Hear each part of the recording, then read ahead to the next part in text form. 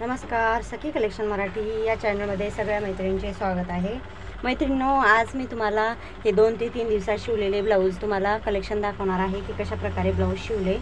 आता तुम्हाला मी हा ब्लाऊज दाखवते बघा। हा ब्लाऊज कटोरी ब्लाऊज आहे बघा आणि त्याला मटका गळा टाकलेला आहे मी आणि त्याला अशा प्रकारचे नॉट लावलेले आहेत। बघा, खालच्या साईडला फ्रिल बनवली आणि ही जी लेस लावलेली आहे गळ्याची, हीच लेस यूज करून असे नॉट बनवलेले आहेत।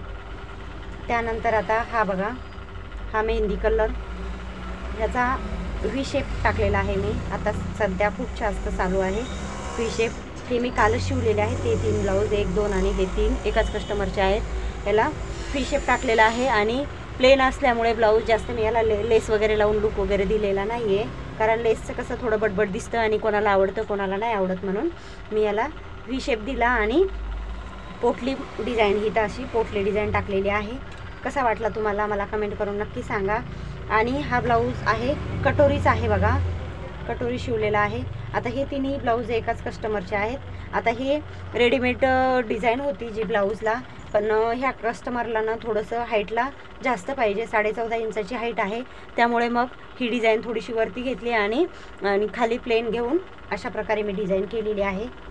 हे बघा, इथं जे बोटनेक ब्लाऊज असतो छोटी डिझाईन, ती छोटी डिझाईन होती, मग ती डिझाईन नव्हती पाहिजे, कारण डीप गळ्यावाल्या बायकांना छोटी डिझाईन आवडत नाही, म्हणून मग ती डिझाईनवरची काढली आणि खाली अशी लेस लावून आकार दिला। आणि ही डिझाईन हे बघा मी अशी वरती इथं लावलेली आहे, अटॅच केलेली आहे आणि इथे बघा अशा प्रकारे स्टिच केलेला आहे। आणि हा पण कटोरीचा आहे। आता हे एकाच कस्टमरचे 3 ब्लाऊज आहेत। आता हा पण तसाच होता, हा येलो कलर आहे बघा, याला पण तशीच डिझाईन होती रेडीमेड।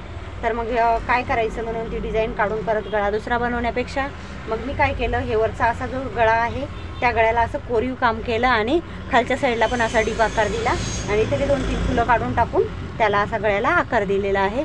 आणि हे बघा ही डिझाईन वरती आलेली आहे।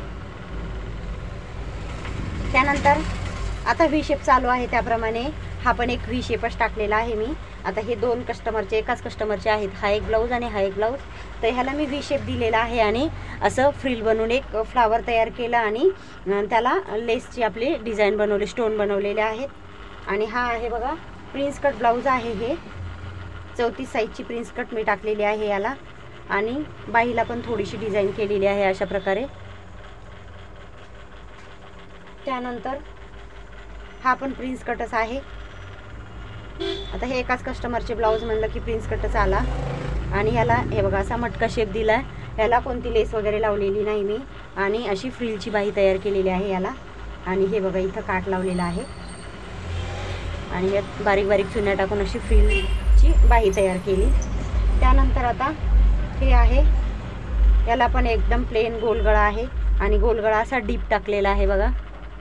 तर हे दुसऱ्या कस्टमरचे आहेत आणि ह्याला बघा अशी फ्रिल बनवली आणि जे इथं काठ होता, हे जे काठ आहे बाईला असा काठ होता, तो काठ मी छोटासा कट केला आणि ही अशी फ्रिल बनवून इथे छोटासा काठ लावून बाईला असं छानपैकी लुक दिलेला आहे बघा। खूप छान शेप आलेला आहे या फ्रिलच्या बाहीचा, याला गोपी बाही किंवा फ्रिलची बाही म्हणतात आणि प्रिन्स कटच आहे। त्यानंतर हा कटोरी ब्लाऊज आहे बघा, तर हा कटोरी ब्लाऊज आणि त्याची अशी बाही डिझाईन नाही केलेली आहे, कारण हे पूर्ण वर्कचा ब्लाऊज आहे म्हणून मी बाहीला काहीच केलेलं नाही आहे। आणि गळ्याला अशा प्रकारे डिझाईन केलेली आहे बघा। बघा हे छोट्या छोट्या नॉट कट केल्या आणि त्या नॉट इथपर्यंतच लावून त्याला आतमध्ये एक नॉट लावून त्याला अशा प्रकारे लटकन लावलेले आहेत। तर आजचे हे तुम्हाला ब्लाऊजचे कलेक्शन आणि ब्लाऊजची डिझाईन तुम्हाला कशी वाटली कमेंट करून मला नक्की सांगा। आणि तुम्हाला यामध्ये काही शिकायचं असेल आणि काही तुम्हाला आवडलं असेल तर मला लाईक करून कमेंट करून नक्की सांगा। धन्यवाद।